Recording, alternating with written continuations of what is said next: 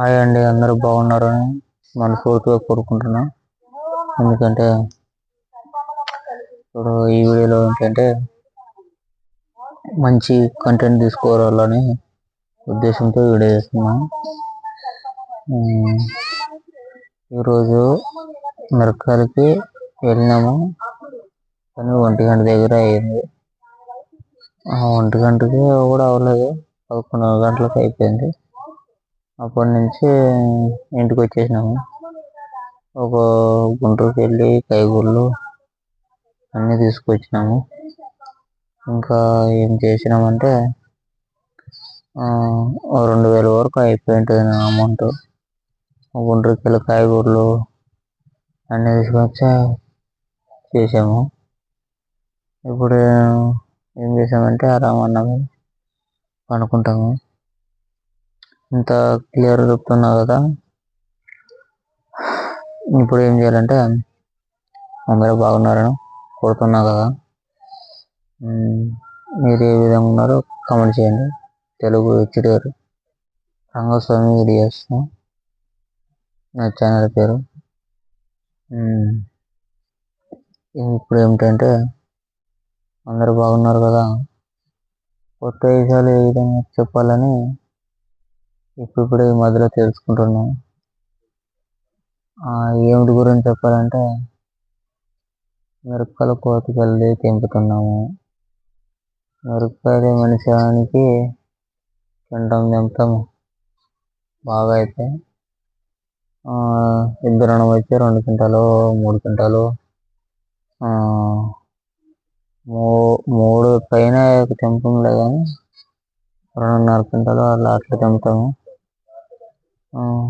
ఇప్పుడు మనిషికి ఒక ఒక క్వింటానికి వచ్చేసి 700 అయింది. అంటే ఒక కేజీ 7 రూపాయలు తీర. అప్పుడు క్వింటానికి 700 అయింది.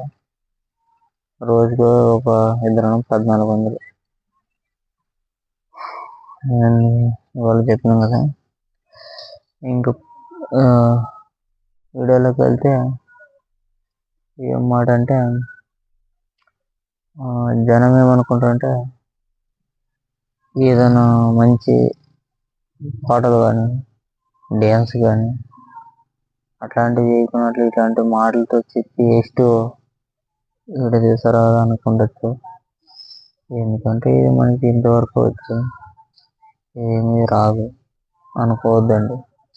అన్నీ వచ్చి కానీ సింపుల్గా చెప్పడానికి వీడియో దాకా అయితే అవసరం అనుకుంటున్నాను. ఇప్పుడు ఏమిటంటే ఏం చెప్పాలో తెలియకపోవడమే ఒక మంచి క్యారెక్టర్ అని ఐడియా. అలాంటి ఐడియా మన దగ్గర ఉంది. అదే మన కంటెంట్, అదే మనం చెప్పదలుచుకున్న మాటలు. అంతే తప్ప వేరే ఉద్దేశంతో అని చెప్పను.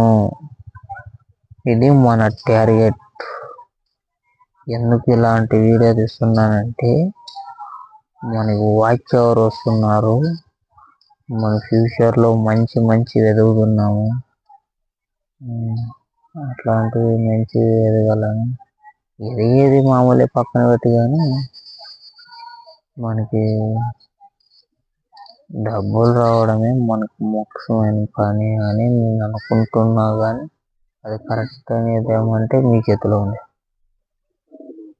ఇది మనం కరెక్ట్ చెప్పే మాటలైన భాష.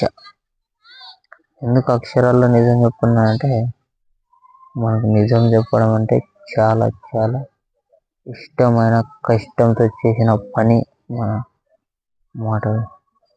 ఎందుకంటే ఈ కొండరా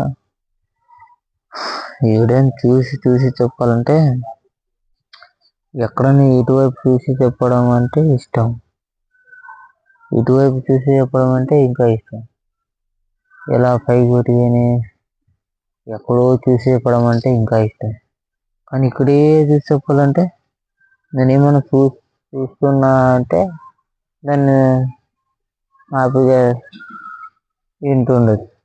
మన మైండ్లో గురించి ఏవో చెప్పాలంటే మనకి ఇక్కడ చూడకూడదు, దాన్ని రియల్గా కళ్ళుతో కెమెరా చూడకూడదు.